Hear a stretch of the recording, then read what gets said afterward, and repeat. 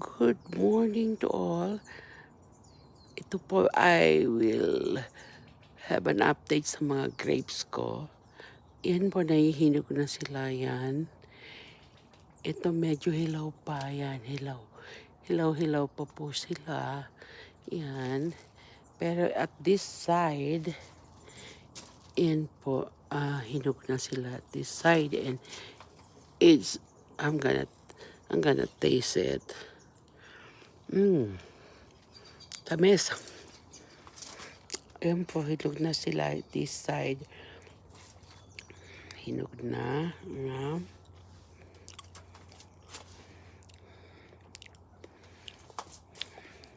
Hinog na sila dito sa side na ito. Pero itong iba, medyo hilaw pa. Maybe next week, ready to harvest na itong mga ito. And here, sa upper portion, sa ano bang tawag dito, sa pergola ko, ayan ho, medyo hinog na rin sila dyan sa taas.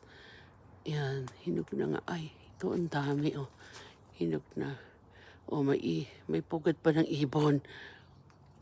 Oh, yan. Pero this side, hilaw pa sila. Yan.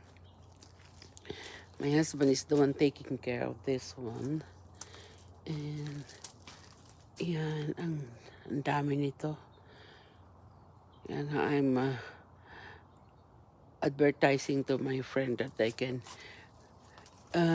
come here and pick some grapes. Para mapakinabangan naman ito kasi sabay-sabay nahihinog. We cannot consume every grapes yan. Mamitas nga. Sarap. Tamis. Tamis naman. Thank you, Lord, sa blessing. Yan nga. Mamitas pa. Hindi na hinugasan, ha. Pero umulan naman kagabi na hugasan na. Tamis. Pagka hinog na hinog, matamis siya. Ayan, oh.